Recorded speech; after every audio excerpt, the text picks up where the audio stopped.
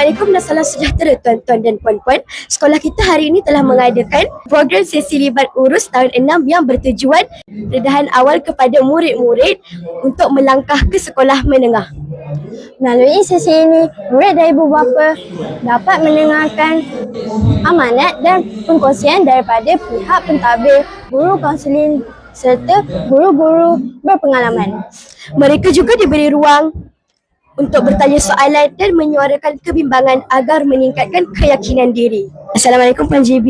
Waalaikumsalam. Apakah tujuan pelaksanaan SU ini diadakan? Okey, tujuan SLU itu sesi libat urus kita adakan untuk anak-anak tahun 6 untuk kita beri pendedahan kepada ibu bapa tentang hala tuju sekolah dan juga memaklumkan tentang komponen-komponen dalam pentadsiran berasaskan sekolah seperti PBD, SEGA, Psikometri, PAJSK supaya murid-murid tahun 6 tahun ini bersedia untuk mendapat kejayaan yang cemerlang. Assalamualaikum YDP, apakah cadangan penambahbaikan untuk SLU pada masa akan datang?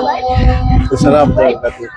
Kita harus bekerjasama lebih rapat daripada 3 komponen utama, iaitu pihak sekolah, pihak pentadbir, contoh pasal PIBG dan juga ibu bapa. Ini memainkan peranan yang penting untuk memastikan SKS terus maju, dapat ditambah baik daripada semua segala aspek. Dan ini penting untuk menjadi murid-murid, terutama sekali anak murid di SKS termasuk, insyaAllah. Assalamualaikum Puan, nak tanya, apakah perancangan Puan seterusnya dalam membantu persediaan anak-anak dalam akademik? Terima kasih adik. Jadi setelah penerangan dan penjelasan daripada pihak sekolah tadi tentang hala tuju, apa yang dilakukan bisa. Jadi apa yang dituntut ataupun yang dimohon oleh pihak sekolah ialah supaya ibu bapa lebih syakna tentang bukan saja akademik dan juga tentang dia kena holistik, iaitu dia kena balance antara akademik dan juga co-curriculum. Jadi terang tadi dan jelas apa yang anak-anak dan apa yang saya sebagai seorang ayah akan lakukan akan lebih memberikan tumpuan kepada anak saya, anak terakhir di sini di 6 UM supaya lebih peka bukan saja daripada daripada pembelajaran PDP, tapi dari segi kedatangan, dari segi sasiah, dari segi disiplin. Jadi ini semua bermula dari rumah.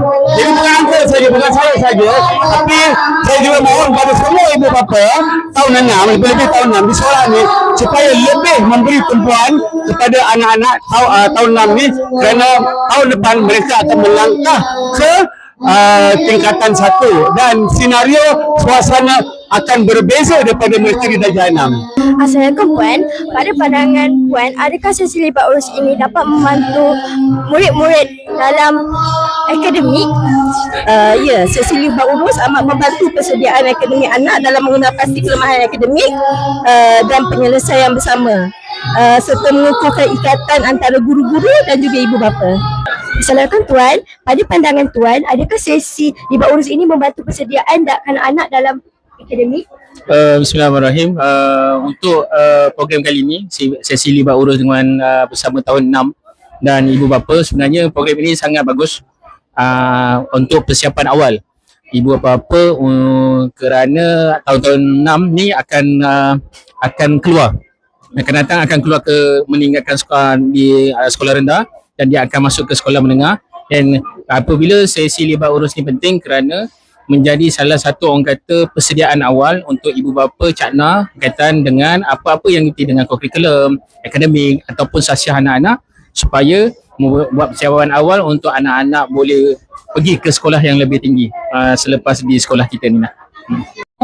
Saya Afika melaporkan untuk TV PSS SK Setiawangsa Kuala Lumpur.